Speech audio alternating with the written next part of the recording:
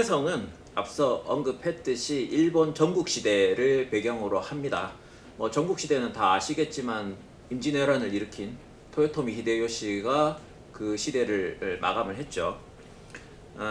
역사소설입니다, 기본적으로. 그런데 미스터리가 섞여 있죠. 근데 이런 형태의 소설은 굉장히 많습니다. 그렇죠? 한국에서도 뭐 이이나 영원한 지옥 같은 작품들이 있고요. 근데 이 소설만의 특별한 점이 뭘까? 요거에 대해서 한번 가볍게 이야기를 시작해 보겠습니다.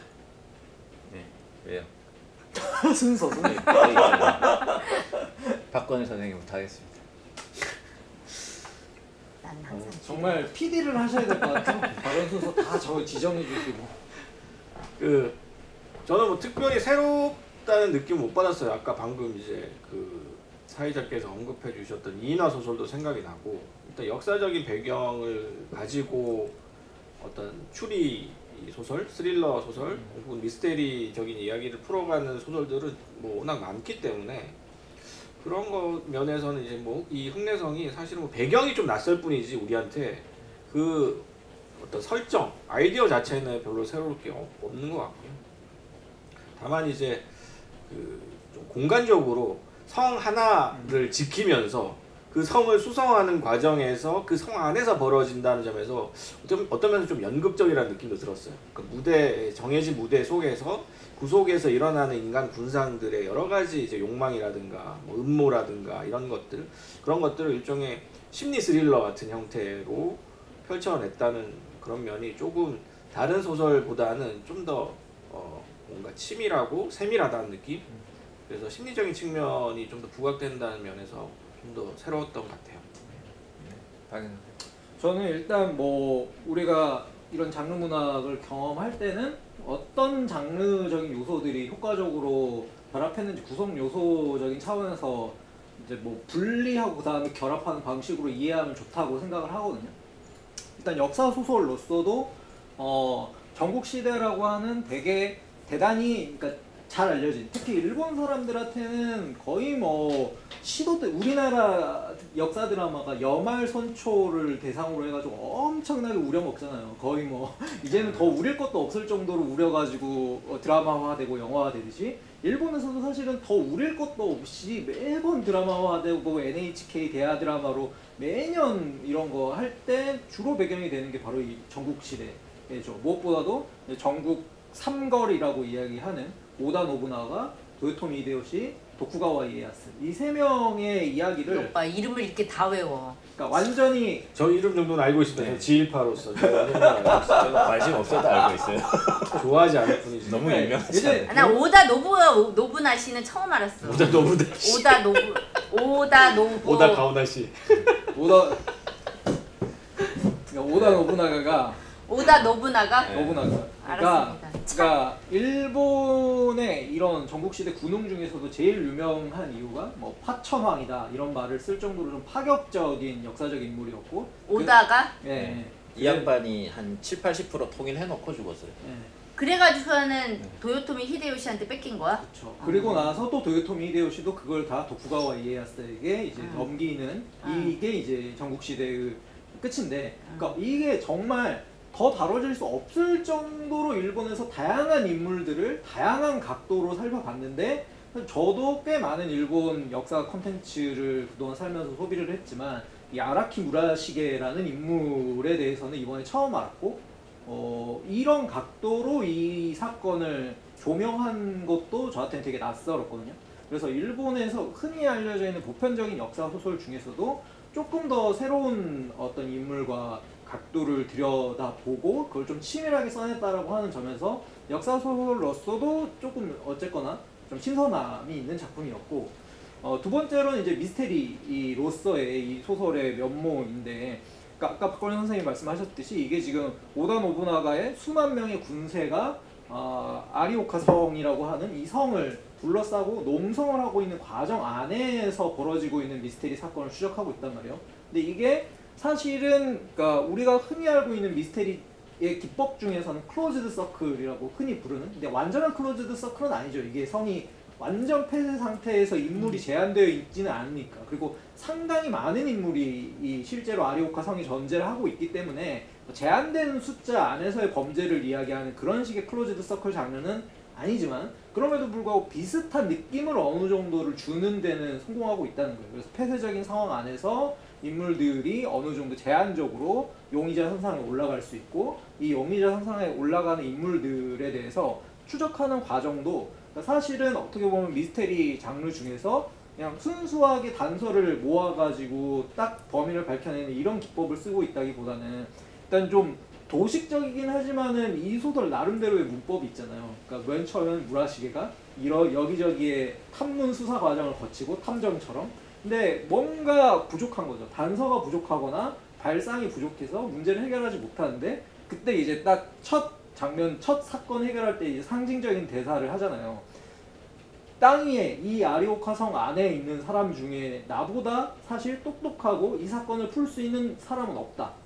단 땅 위에는 땅 밑에는 이제 구로다 간베라고 자기가 잡아 넣은 일종의 이제 오다 쪽의 사신이죠. 원래 이제 사신은 죽이거나 그러니까 사신이 하는 요청을 들어주거나 아니면 사신을 죽임으로써 이 협상이 결렬되었다는 걸 상대방에게 알려주거나 이게 명확한 이제 사실은 전국시대의 일종의 사신의 역할이었는데 간베를 살려서 돌려보내지도 죽이지도 않고 가둬놨다라고 하는 점에서 문제가 발생을 한 건데 간베를 통해서 이제 문제를 해결하려고 하는 이 무라시게하고의 간베의 관계 그래서 뭔가 이 두 사람이 서로 간의 생각에 이 뭔가 대척점에 서가지고 그 간베는 또 이제 무라시게에게 뭐죠?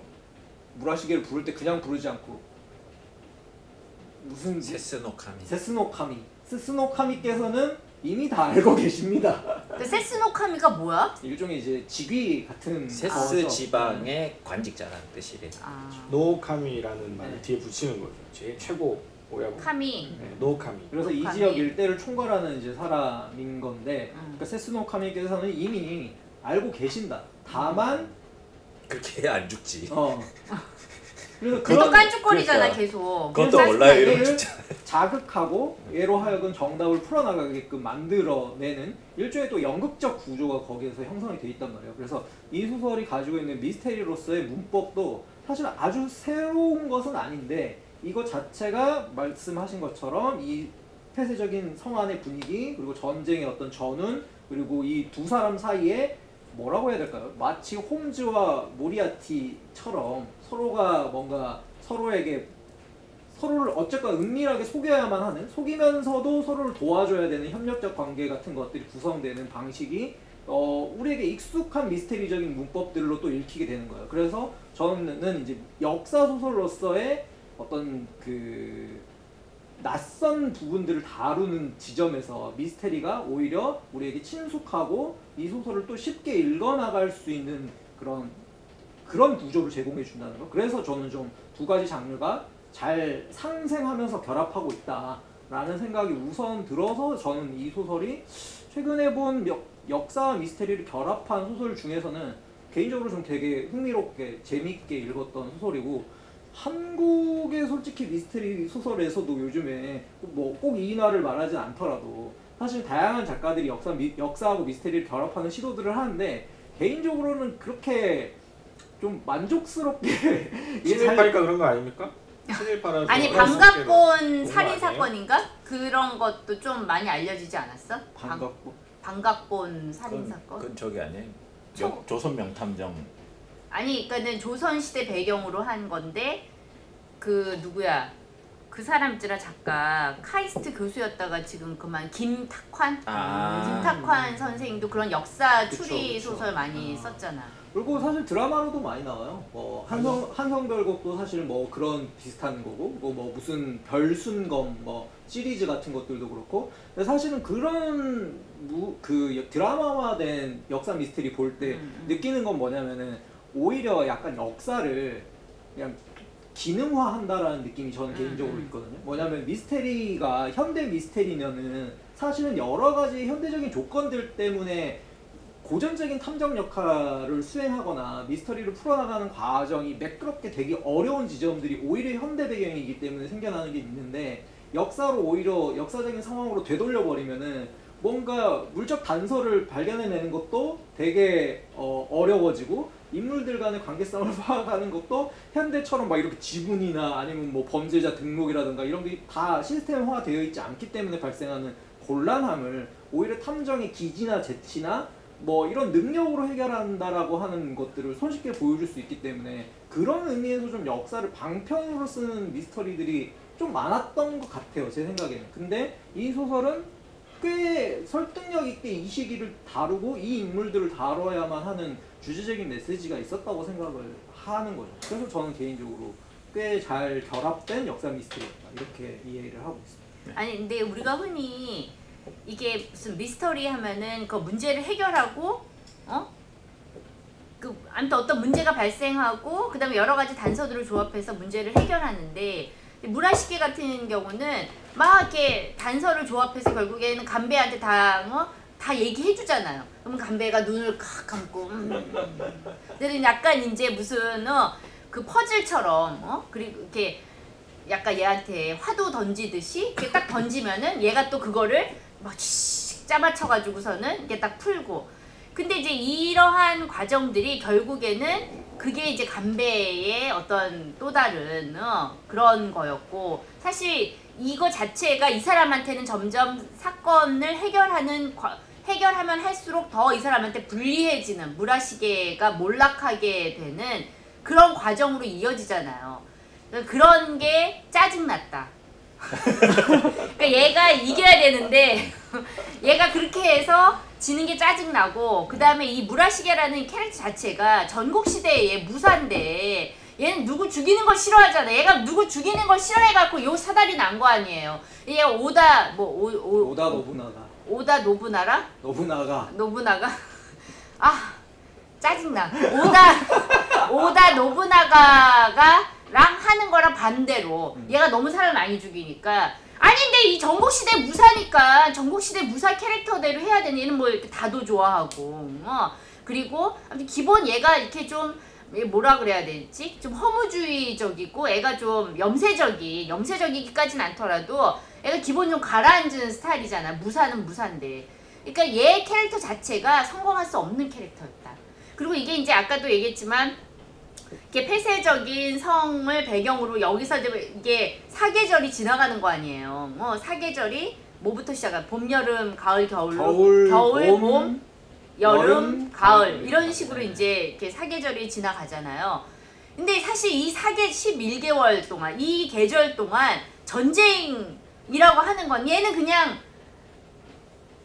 그 안에서 자기가 자멸하는 거잖아. 어떤 면에서 보면 이게 무슨 문제를 해결하고 이것 때문에 이걸 단서로 해서 또 다시 외부와의 어떤 적과 뭘 하고 하는 게 아니라 결국에는 이렇게 내부에서 자멸하는 이런 구조가 뭔가 이런 장르를 읽으면서 느끼는 어떤 장르적 쾌감에 대한 기대감을 그냥 애초에 얘가 박살내고 있다.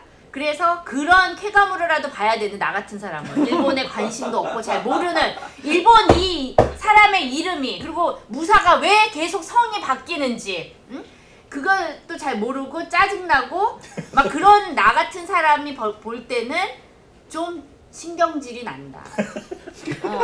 장르 소설로서 어떤 기대할 법한 그런 재미조차 주지 않는다.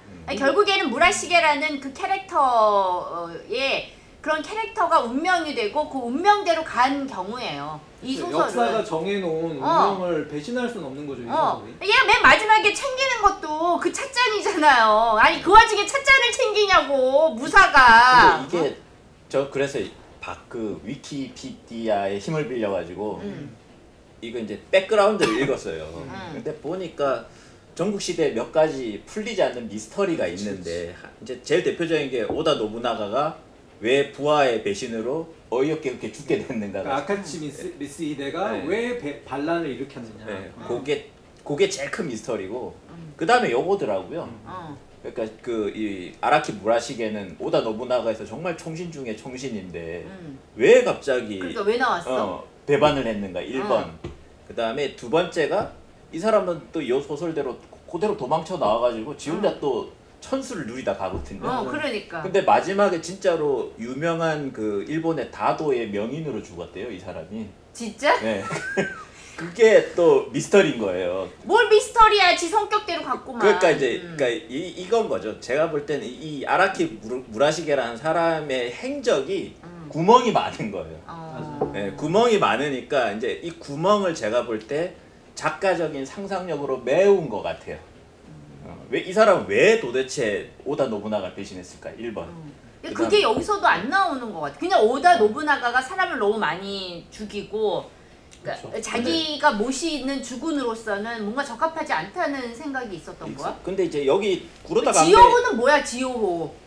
지오호가 이제 그 난 진짜. 진정한 모리아티잖아요.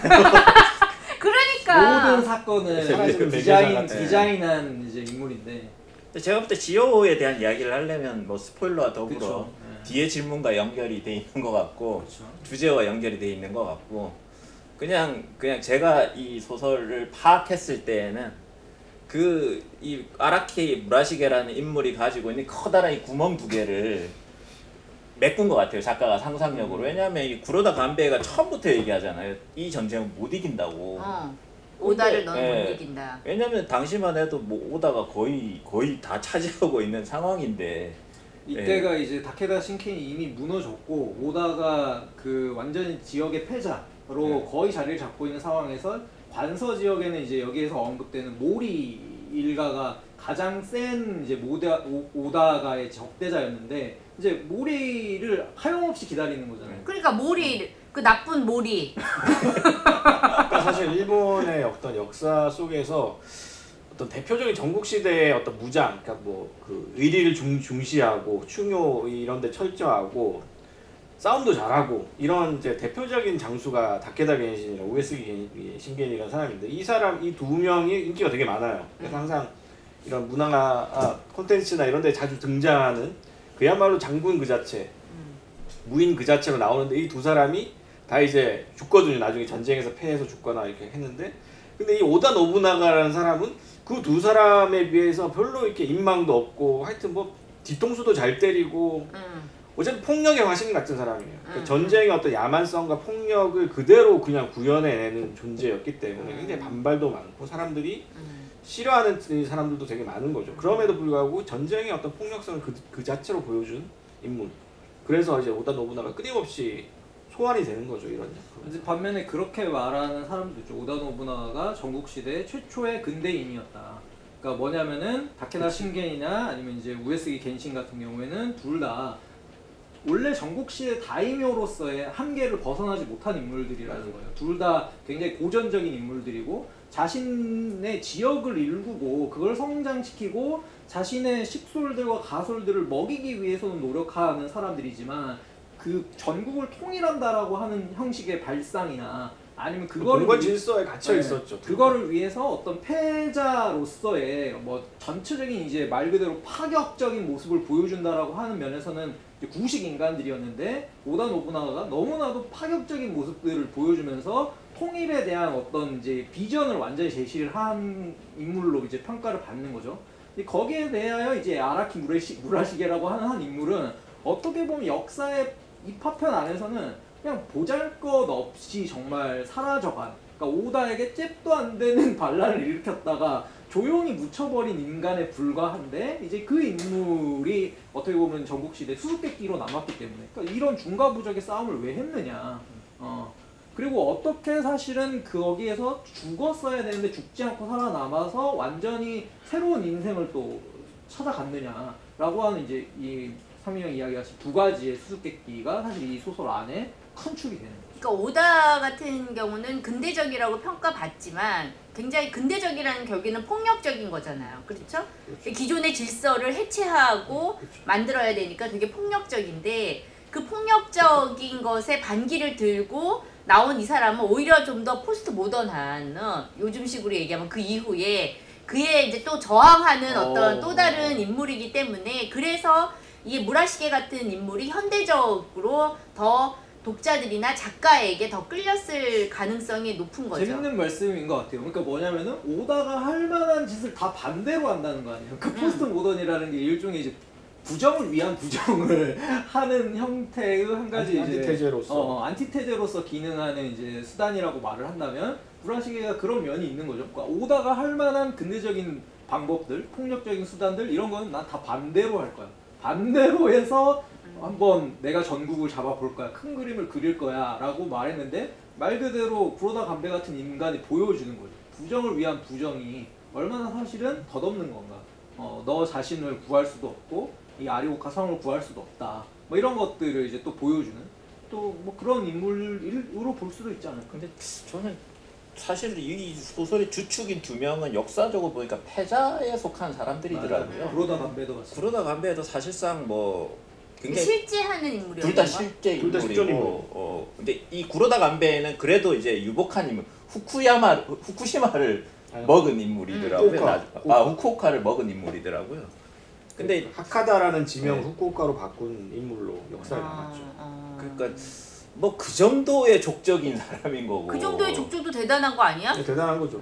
근데 뭐 우리로 치면 뭐 경상도의 이름을 바꿨다든가 뭐 이 정도 있는 거잖아요. 어쨌든 그러니까 경상도에서는 규슈 지역이 되게 변방이었는데 역사 속에서도 사실은 그 규슈 아래쪽에 있는 그런 어디죠? 그 우동으로 유명한 그 지역이 사실은 일본 역사에 되게 중요한 지역이었고 규슈 지역은 되게 변방이었거든요. 일본 역사 속에서. 근데 그 변방 지역을 일으켜 세운 인물 중에 한 명인 거죠. 그래서 뭐 아주 뭐 주변적인 인물은 아니고. 구로다 간베가 유명해지는 건 뭐냐면 전국시대라는 게 항상 어떤 승리한 어떤 승자들의 기록으로서만 의미 있지는 않다는 거. 근데 이제 그거의 대표적인 인물 중에 한 명이 구로다 간베인데 구로다 간베는 보시면 아시겠지만 굉장히 주인이 많이 바뀌어요. 주인이 많이 바뀌고 동시에 자기가 어떤 그 패자로서 이 시대를 완전히 장악한 인물도 아니에요. 근데 그럼에도 불구하고 모든 이 인물들이 구로다 간베를 경계했다는 거죠. 그러니까 오다 노부나가, 도요토미 히데요시, 도쿠가와 이에야스까지 마지막까지도 구로다 간베는 저놈은 위험한 놈이다. 야바이 야츠다. 그래서 얘를 계속 감시하고 항상 얘한테 계책을 얻으면서도 얘를 경계하고 이런 어떤 효웅으로서 전국시대 효웅으로서 그리고 끝까지 살아남아서 자기 일가를 이룬 인물로서의 이제 의미를 부여를 보통 많이 그러니까 그 지점을 이 소설은 파고드는 것 같아요. 그러니까 사실 구로다 간베를 살려놓은 것도 말은 안 되는 거거든요. 그 당시에 관섭에서 벗어나 있잖아요. 무라시게니까 가능한 거였지. 그러니까 근데 이제 무라시게가 왜 가능하냐? 이전에 그랬던 인물이 아닌데 이 사람도 온갖 모략질로 다이묘까지 죽은 뒤통수 때려가지고 결국 다이묘가 된 사람 아니에요. 그러니까 이 사람이 이 짓을 왜 했는지도 사실은 역사의 구멍인데 맞아요. 여기서부터 시작한 것 같아요. 이 작가는. 그러니까 오다 노부나가의 배신, 오다 노부나가에 대한 배신, 그 다음에 그 뒤로 이어지는 혼자 달아난 것, 이것도 사실은 당시 일본 다이묘로서는 상상할 수 없는 일인 거잖아요. 왜냐면 이제 일본은 이렇게 읽어보니까 패해도 그게 안 좋은 건 아니더구만요. 일본 사람들 정신세계 속에서는. 패해도 잘 죽으면 그게 이제 이름도 남고 후손들도 고만고만한 지위로 살아갈 수 있는데 이 사람은 완전히 그걸 버린 사람이잖아요. 도망치면 네. 사실 끝인 거죠. 그러니까 그 두 개의 미스터리에 더해서 왜 이 사람이 구로다 간베를 1년 동안 살려뒀는가, 거기서부터 제가 볼 때는 시작을 한 것 같아요. 작가가 왜 살려둔, 그 이제 인과라고 얘기를 했는데 사실은 단순히 구로다 간베를 살린 게 아니라 나는 오다 노부나가랑 반대로 함으로 해서 자기를 오다 노부나가급으로 키운 거잖아요. 맞아요. 여기서 인과가 시작됐다라고 작가는 보는 것 같아요. 그래서 이 사람의 이 무모함이 어디서 나왔는가를 제가 볼 때는 요 구로다 간베와 요 사람, 그러니까 아라키 무라시게의 관계에서부터 시작을 했던 게 아닐까. 그래서 제가 볼 때는 사실 미스터리, 아까 말씀하셨듯이 미스터리 문법은 아니에요. 사실은 이런 일이 벌어지면 아라키 무라시게가 자기가 추적해가지고 범인을 잡는 게 이제 우리가 알고 있는 미스터리 미스터리고. 문법인데 그걸 굳이 또 구로다 간베한테 가서 물어본단 말이에요. 걔도 기분 나빠 깐죽거리면서. 그런데 사실은 알고 보면 이 두 사람이 처음에는 하나는 갇히고 하나는 안 갇힌 것 같지만 읽다 보면 둘 다 같은 놈이라는 걸 알게 되는, 둘 다 어떤 식으로든 갇혀 있고 둘 다 어떤 식으로든 불안한 사람들이라는 걸 우리는 알게 되잖아요. 그래서 제가 그때 작품 제목도 흑내성이 감옥이라고 얘기를 했는데 그런 걸 의미하는 것 같고, 그 다음에 아까 말씀드렸듯이 그 역사의 커다란 구멍들을 이 구로다 간베와 이 아라키 무라시게의 이 관계를 통해서 풀어내려고 했던 것 같아요. 제가 볼 때는 작가가. 이 책을 읽으면 좀 인상적이었던 부분은, 개인적으로 좀 인상을 많이 받았던 부분은 아까 얘기했던 어떤 그 역사적인 사실이나 이런 이야기들을 박윤 선생님이 말씀했듯이 어떤 기능적으로 쓰거나 배경으로만 쓰는 것이 아니라 역사적인 사실 속에서 이 아라키 무라시게라는 인물을 통해서 뭔가 되게 현대인의 어떤 그런 심리적인 어떤 외상 같은 것도 보여주는 측면들이 분명히 있다고 생각을 해요. 그러니까 아라키 무라시게는 끊임없이 자기 내면을 들여다보고 자기가 무슨 생각을 하고 있는지를 제3자 입장에서 또 보고 간베의 입장에서도 보고 이런 것들 보여주거든요. 근데 사실은 이게 되게 근대적이고 현대적인 인물이에요. 그리고 또 약간 고도를 기다리며 같은 느낌도 있어요. 오지 않는 원군을 계속 기다려요. 모리. 네. 모리를 계속 기다리는데 결국 안 오죠. 네. 고도도 안 오잖아요. 나쁜 모리. 네, 안 오는 무언가를 계속 기다리면서 그 기다림이 뭔지조차 나중에는 그냥 모호해져요. 왜 내가 기다리는지조차도 알 수 없이 그냥 죽인 사람을 찾고 뭐 이런 과정들이 나오는데, 그런 것들이 일종의 부조리극 같다는 느낌. 그래서 역사 소설을 통해서 뭔가 이 되게 특이한 인물들을 그러니까 변주를 한 거죠. 실제로 존재하는 인물들이 그랬다는 것이 아니라 이 작가가 나름의 생각으로 이 사람들을 되게 현대적으로 변주를 했다. 그래서 저 고도를 기다리며가 떠올랐어요. 그러니까 이성이 나중에는 뭔가 이렇게 움직이지 않는 공기의 흐름이 이제 막혀서 이렇게 고여 있는 듯한 뭔가 이렇게 뭐가 쭉 가라앉는 물속 같은, 고요한 물속 같은, 근데 답답한 그런 느낌을 점점 이게 초반에는 뭔가 미스테리를 하나 풀었잖아. 그래서 옵스 막 이랬는데 점점 갈수록 뭔가 찜찜해. 계속. 그래서 처음에는 이제 무라시게 가신들도 싸우자, 이기자, 아자 이러다가 뒤로 가면 갈수록 나중에 회의도 안 나와. 아니 그러니까 그리고 당시에는 여기에 이렇게 모여 있는 사람들의 그 구성이 이게 이 사람의 어떤 가신들이 아니라 각각 어디에서 이렇게 쫓겨나고 어디서 뭐 이렇게 뭐 빠져나오고 뭐 이런 사람들을 이렇게 용병 집단 같은. 그러니까 이 패치워크된 이 사람들이 다 각자의 이해관계의 맥락 속에서 이게 또 막 이렇게 집중되지 않는, 화력이 집중되지 않는 그런 어떤 구도로 있는 것 같더라고요. 그래가지고 옛날 우리나라는 보통 막 위에서 뭐 싸우자 그러면 우르르 막 나가고 이래야 되는데 상자사회 특징이죠. 그렇지를 않더라고요. 그런 부분에서 이게 이제 또 역사라고 하는 거를 들여다볼 때 뭐 모르겠어요. 뭐 현대화 시킨 것도 맞고 또 어떻게 보면 역사의 미스테리를 풀어나가기 위한 해석적인 기법들을 잘 쓴 것도 많은데, 저는 고전적으로도 꽤 훌륭하게 역사 소설로서의 역할을 하고 있지 않나라는 생각도 했거든요. 그러니까 말 그대로 일본의 이 계급사회, 봉건사회, 그리고 각 지역 간의 어떠한 협력관계, 근데 완전히 사실 목표가 동일할 수가 없는 그러한 집단의 협력관계가 얼마나 연약하고 모호한지를 이제 또 여기 성 안에서의 관계를 통해서 보여주고, 심지어 또 종교가 그러니까 들어갔어요. 남만 그렇죠. 일향종과 이제 남만종 사이에서의 이제 성 안에서의 대립구도 같은 것들을 주로 이야기하는데, 뭐 일향종도 사실은 정확하게는 우리가 일본의 종교를 다 알 수 없지만 불교의 한 계파 같은 그런 느낌이고, 남만종은 이제 그리스도교가 여기에 이제 현지화된 모습인데, 그러니까 이들 사이에도 사실은 뭐 종교적인 이야기가 뭐 우리가 뒷부분에 또 이야기를 해야겠지만 뭐 종교 같은 것들에 대해서도 이게 어떤 방식으로 알력이 형성돼 있고 인물들의 심리를 움직이고, 근데 그런 방식의 이제 꽤 디테일한 부분들까지 이 소설이 신경을 써서 저는 그런 면에서도 역사 소설로서의 어느 정도의 가치를 획득하고 있다. 일본 역사 알고 싶지 않다고요. 근데 이제 자아라는 게 이제 감옥이라고도 비유가 되잖아요.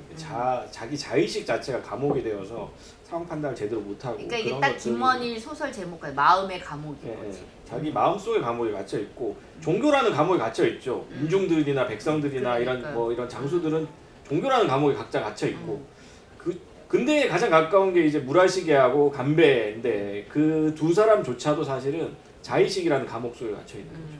그래서 그런 것들을 좀 잘 보여준 것 같아요.